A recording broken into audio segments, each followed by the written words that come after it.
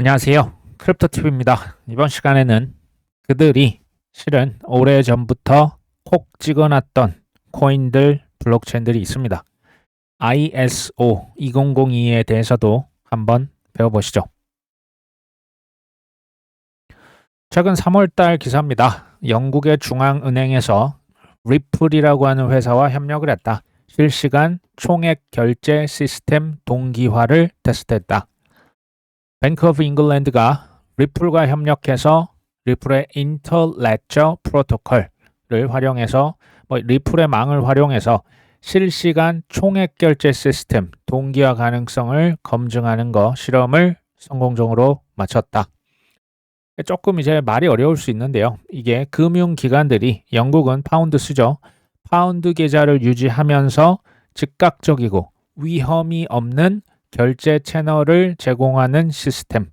지난 30년간 잘 썼었는데 여기에 뭐를 쓴다고요? 리플을 쓰겠다. 왜 쓰냐? 도대체 뭘 하고 있냐가 실은 중요하죠. 간단하게 말씀을 드립니다. 리플 망을 활용해서 영국의 파운드화를 전 세계 다른 은행들과 그 글로벌 결제 시스템에 지금 리플망을 쓰도록 활용하고 있다라는 겁니다.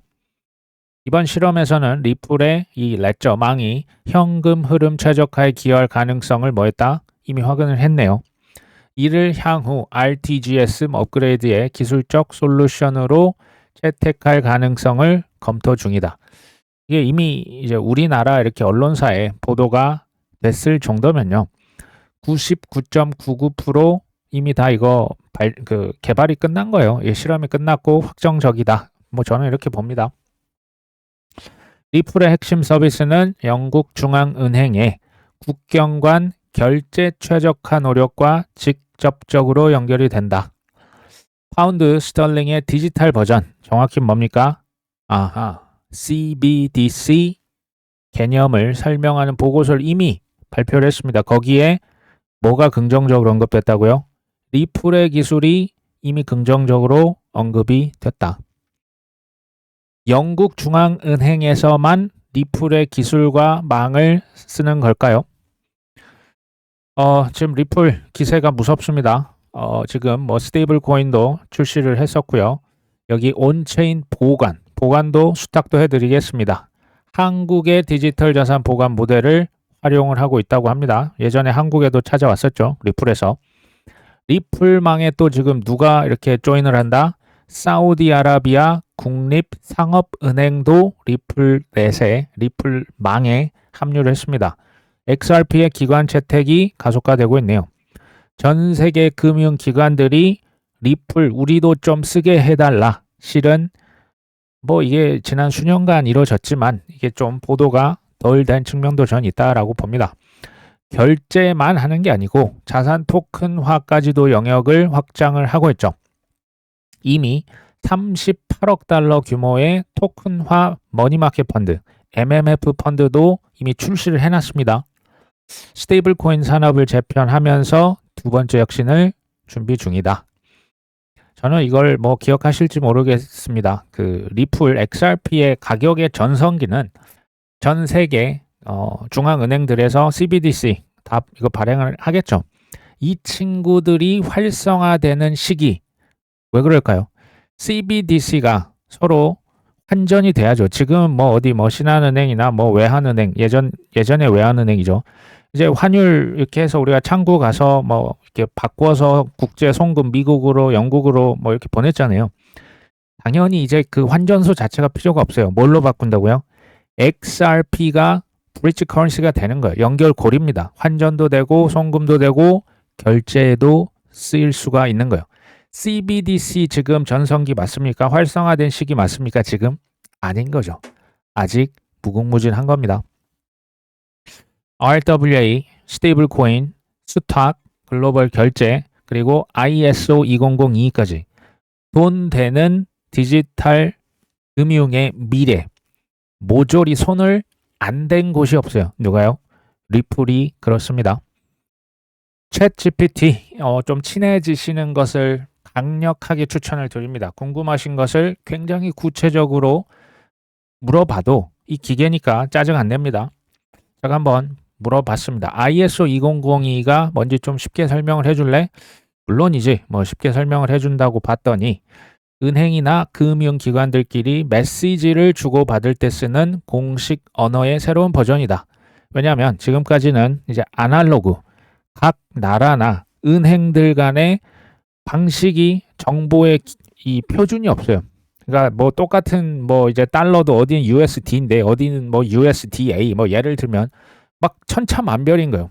이게 복잡하고 불편하고 느리죠. 그리고 뭐 수수료도 엄청 비쌌고요. 이것을 이제 뭘로 표준으로 하나의 국제 표준으로 통일시키자라는 거예요. 이거를 제가 뭐 굳이 비유를 하면 지금 ISO 2002는 미래 디지털 금융에서의 마이크로 소프트웨어의 그 MS, 그러니까 워드죠. 여기 뭐 파워포인트, 엑셀 같은 거요. 전 세계가 엑셀 쓰잖아요. 워드 파일 쓰지 않습니까? 그냥 이거예요. 전 세계가 그냥 이걸로 써서 한국, 미국, 영국, 뭐 동남아, 아프리카 누가 됐든 의사소통을 하고 메시지를 주고받는 거잖아요. 그거 하고 있는 겁니다. 하나의 국제 표준이다. 중요한 두 가지 질문이 있어요. 첫 번째는 이거 정말 그래도 안 해도 되지 않을까? 선택인가 필수이냐? 이게 굉장히 중요하고요. 두 번째는 이게 어떤 국가들이 언제까지 해서 이걸 적용을 해야 되냐? 그 현황에 대해서도 제가 뒤쪽에서 한번 말씀드릴 거예요. ISO가요. 그 국제 표준화 기구의 약자예요. 근데 그러니까 이 금융만 있는 게 아니죠. 뭐 제조업도 있고 저 뭐 어업도 있고 농업도 있고 전 세계 모든 산업에 대한 표준화를 시켜놨어요. 이래야 서로 국가들끼리 무역도 하고 거래를 할 거 아닙니까? 각 산업별 표준인데 ISO 2002는 이 디지털 금융 관련된 표준이라 보시면 돼요. 그러니까 한글에 이제 한국 사람들은 이제 뭐 공공기관에서 한글 문서로 작성을 합니다. 근데 한글 파일로 저장해서 미국으로 보내면 미국 사람이 당연히 욕하겠죠. 지금 장난해? 왜냐하면 이게 워드 파일이 아니면 한글 파일을 그쪽에서 안 가지고 있잖아요. 당연히 그냥 파일 자체가 오픈이 안 돼요. 해독 자체가 안 됩니다. 이거는 이제 사실상 이게 뭐 금융계의 갈라파고스가 되는 거예요. 한국만 여기서 빠진다. 땡땡 은행이 이 ISO 2001을 안 쓰면 그냥 뭐 전 세계 미국이 이제 북한을 왕따 시켰잖아요. 그런 식으로 전 세계 그냥 외톨이가 되는 거예요. 이거는 선택사항이 절대 아닙니다. 장점이 뭐냐? ISO 2001을 쓰면 정보를 더 많이, 더 자세하게 보낼 수 있고 또 기계가 읽고 처리하기 쉬워서 자동화에 유리하다. 사기나 실수도 줄일 수가 있다. 또 전 세계가 같은 포맷을 쓰니까 국경을 넘어도 문제가 없겠다. 이건 뭐 그냥 코앞에 닥친 미래죠. 강제인 듯 강제가 아닌 강제 같은 ISO입니다. 가로 열고 닫고 CBDC죠. 이게 바로 그들의 파워입니다. 안 쓸 수가 없어요. 그들의 힘입니다. 제가 다시 질문을 던져봤습니다. ISO 2002 이거 각 국가별로 언제까지 시행 적용되는지 좀 알려줄래? 했더니 지금 이게 데드라인이 있어요. 올해 11월까지입니다. 이것을 완전히 도입을 해야만 합니다. 스위프트도 이것을 이미 23년도 3월부터 이 메시지 사용 시작합니다. 스위프트도 이거 안 쓰면 바로 갈라파고스 되는 겁니다. 병행 사용 기간이 있어요. 올해 11월까지. 이 얘기는 무슨 얘기냐? 그 다음에는 ISO 2002를 안 쓰면 바로 아웃입니다. 올해 11월까지는 기존 사용 방식, 그 아날로그 망을 쓰고 표준을 썼던 거 뭐 병행이 가능해. 근데 올해 11월 지나가면 어떻게 된다고요? 얄짤없이 안 봐줍니다. 그냥 아웃이에요. 유럽에서는 22년 11월 좀 빠르게 ISO 2002 전환을 완료를 했고요. 미국은 연준을 의미합니다. 올해 7월 14일 전환을 앞두고 있습니다. 일본은 25년 11월 뭐 데드라인 꽉 맞춰서 전환을 할 거라고 나오고요. 중국은 CBDC 선진국답게 무려 2013년도부터 이 표준을 준수하고 있었습니다. 호주와 뉴질랜드는 23년 3월 20일부터 전환을 시작했고요. 우리나라는 아직까지 CBDC 실험 한강 프로젝트 열심히 하고 있죠. 구체적인 일정은 공개가 안 됐지만 글로벌 추세에 맞춰서 준비할 겁니다. 여기 보시면요. 특히 스위프트를 통한 국제 송금 및 보고 분야에서의 전환이 중요한 이정표가 될 것이다. 스위프트망을요. 이 국제 표준, 메시징을 보내는 표준을 지난 한 50여 년 이상 전 세계에서 써왔는데 스위프트도 ISO 2002의 표준을 안 쓰면 어떻게 된다? 바로 외톨이가 될 수밖에 없습니다. 당연히 써야 됩니다. 그러니까 이제 리플해서 제가 이걸 구체적으로 한번 물어봤습니다. 리플에 어떤 기술이 ISO 2002 국제표준 채택에 많이 쓰이는 거야? 구체적이고 좀 쉽게 한번 설명을 해줘. 칭찬을 합니다. 좋은 질문이야. 그 챗 GPT 이거 쓰실 때요. 매우 구체적인 질문을 계속 연속적으로 반복을 하고요. 또 이미 이렇게 학습한 내용을 추가로 해서 또 계속 물어볼 수가 있어요. 정말 기가 막힌 노릇입니다. 어찌됐든요. 리플이 어떤 역할을 하냐? 리플넷이 리플망이라 보시면 돼요. 이게 글로벌 결제 네트워크인데 ISO 2002 메시지 포맷을 지원한다. 그러니까 리플망을 쓰면 기존 은행 시스템과 쉽게 어떤 은행이든지 다 그냥 이렇게 사통팔달이라고 합니까? 다 그냥 연결이 되고 국제 송금 메시지를 표준화된 형태로 주고받을 수 있어. 얼마나 편해지겠습니까? 사실요, 세계에서 가장 거래액 기준으로 큰 이제 자산, 주식이 아니고요, 채권이 아니고 실은 외환 시장이에요. 외환 시장을 포렉스라고 하는데요. 그러니까 한국에서 미국으로 달러를 보내고 무역 결제할 때 미국과 중국이 위안화로 하든 달러로 서로 이제 돈을 주고 받잖아요. 이 외환 시장의 거래 액수가 어마어마합니다. 근데 지금은 아니지만 전 세계가 이제 각국이 CBDC로 거래를 하겠죠. 그러면 XRP를 써서 이 CBDC 전 세계들이 사고팔고 주고받고 무역하고 송금하는 이 모든 것들을 다 처리를 해줘야 돼요. 한번 상상을 해보십시오. 전 세계 그 엄청난 규모의 외환 거래액을 XRP라고 하는 자동차에 태워서 전 세계에 3초, 4초 안에 갖다 줍니다. 얼마나 많은 XRP가 필요할 것이며 또 하나, 얼마나 XRP의 가치가 높아져야 전 세계에 있는 그 엄청난 화폐 양을 다 담아낼 수 있을까요?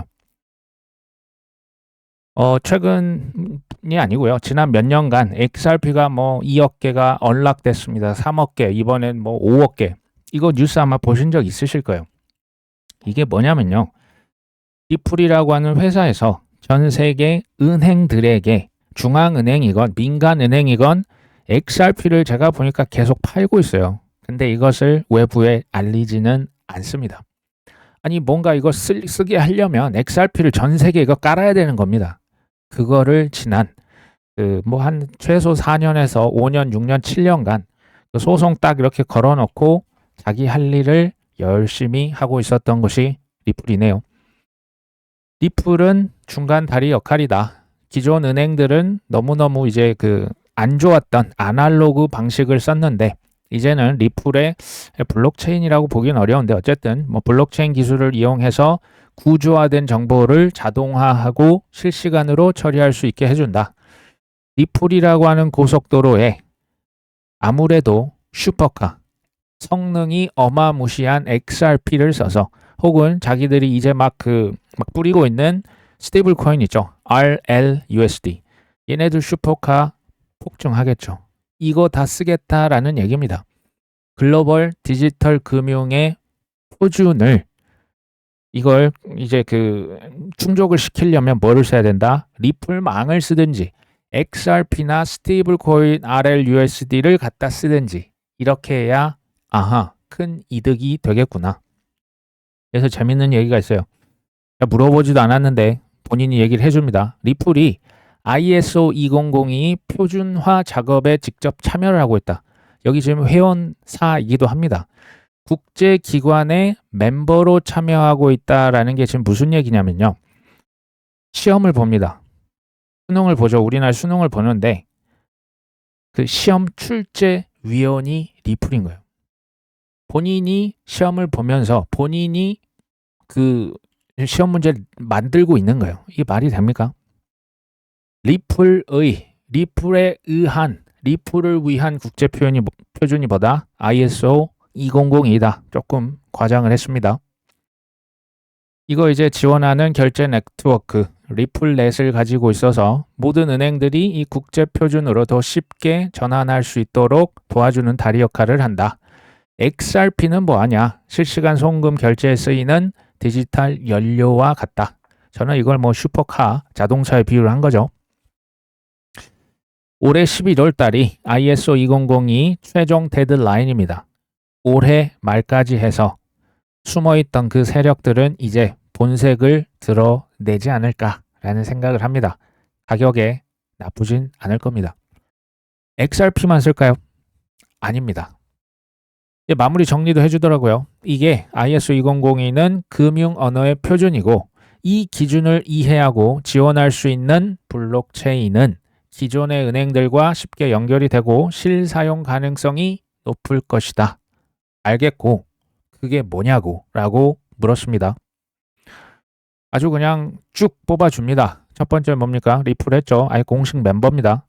스텔라가 있습니다. 알고랜드도 나와 있죠. 아이오타, IoT 결제에 주로 많이 쓴다고 하고요. 퀀트라고 있습니다. 오버레저라고 하는 것을 통해서 블록체인 금융 시스템을 연결을 하고요. XDC 네트워크라고 있습니다. 공식 발표를 했다라고 지금 알려져 있고요. 하이브리드 블록체인 무역 금융에 적합하다. 헤데라 많이 들어보셨죠? 거버넌스 강점이고 기업들이 그렇게 좋아하는 블록체인은 아니지만 어쨌든 블록체인이라고 하겠습니다. 카르다노는 아직 공식적으로 발표된 것은 없지만 확률이 있다. 이 정도로 지금 나와 있습니다. 좀 물어보지 않았는데요. 궁금한 프로젝트를 하나 네가 있으면 골라주면 내가 실제로 그 프로젝트가 ISO 2002이 지금 어떻게 적용하는지 알려줄게. 아 그래? 그러면 알고랜드랑 헤데라가 실제로 어떻게 적용하고 있는지 쉽고 자세하게 알려줘. 하니까 이제 알고랜드에 대해서 설명을 합니다. 기존 금융기관들이 쉽게 사용할 수 있도록 설계된 고성능 블록체인이야. 괜찮던데? 금융 메시지를 표준화하는 거잖아. 근데 알고랜드는 여기에다가 스마트 계약과 구조화된 데이터 처리 능력으로 좀 경쟁을 자기들끼리도 실은 하는 겁니다. 이건 너무 디테일하게 안 들어갈 겁니다. 첫 번째, 스마트 계약으로 ISO 메시지를 잘 처리하더라. 두 번째, CBDC에 잘 쓰더라. 알고랜드 얘기입니다. 마셜 제도나 나이지리아 프로젝트에 이미 알고랜드를 썼습니다. API로 외부 금융기관들과도 잘 연결하고 있어. 그러니까 외부랑 당연히 은행들끼리 호환이 잘 돼야겠죠. 헤데라에 대해서도 얘기합니다. 이건 사실 일반 블록체인이 아니고 해시 그래프라고 하는 독자 기술로 만든 고속 네트워크야.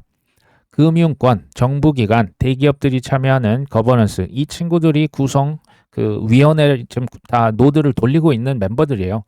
ISO 2002 같은 표준화된 통신이 매우 필요하다. 그렇군요. 그냥 쉽게 말씀드립니다. 효율이 매우 높고 성능이 매우 좋은 블록체인 망이고요.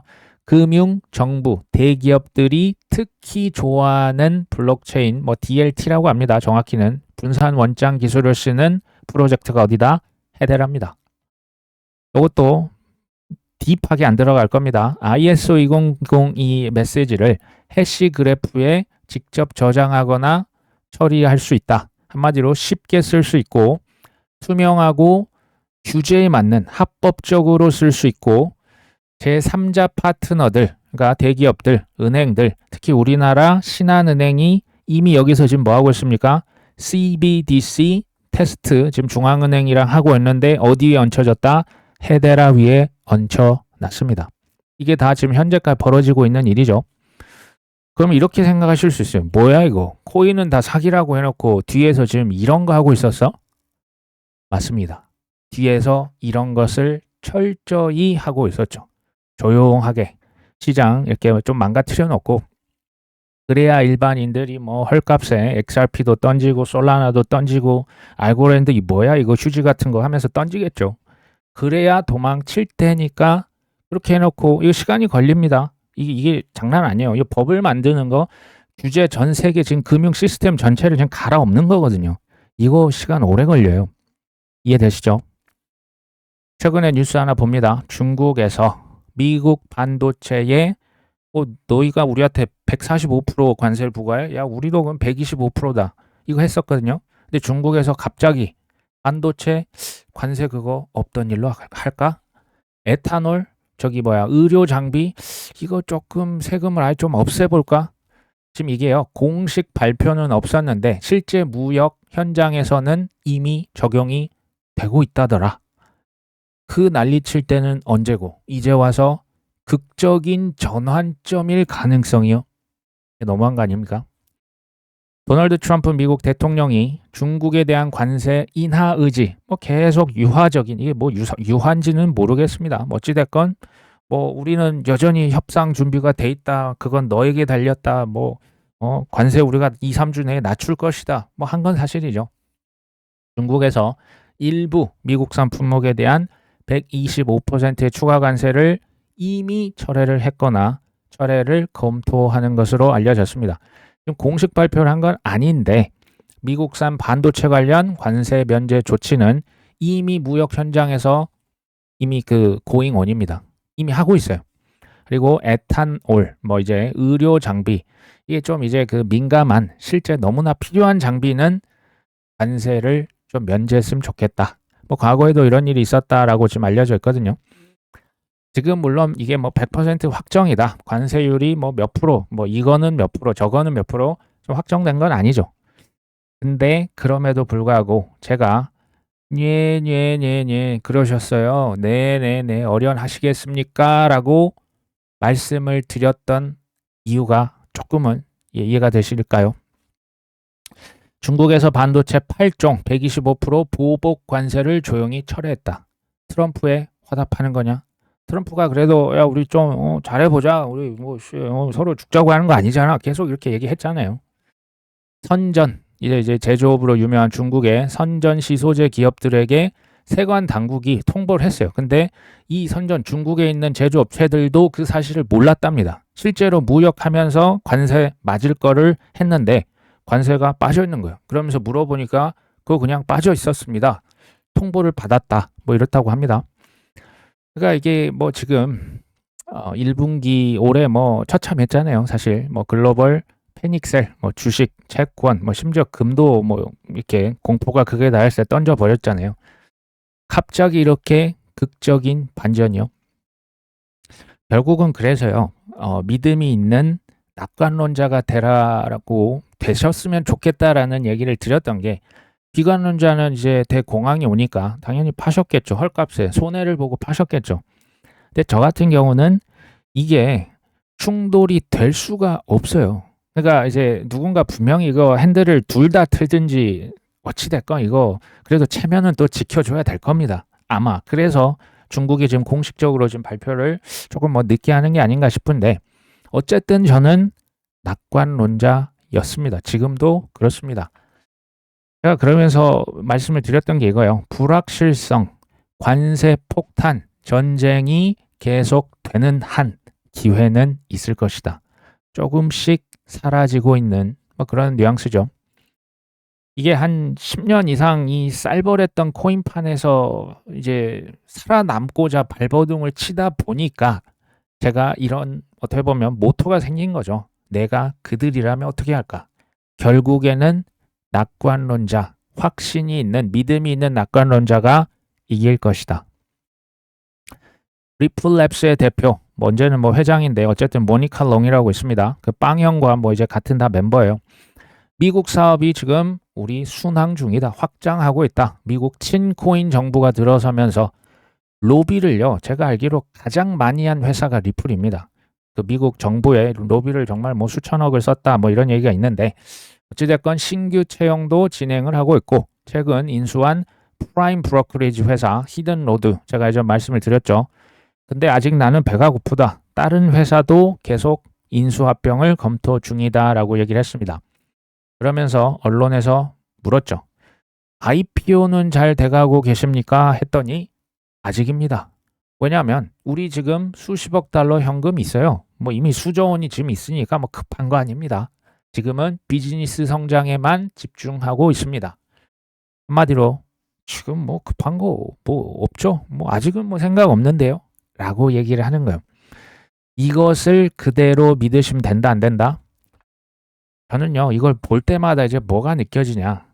리플에서 뭐 서클도 있고 크라켄도 있고 제미니도 있고 이터로도 있어요. 근데 제가 볼 때 소위 말한 대장은 리플이에요. 이 친구들이 IPO 얘네들 분명히 합니다. 얘네가 IPO를 할 것입니다. 그리고 정확히 그 구체적인 날짜 있죠.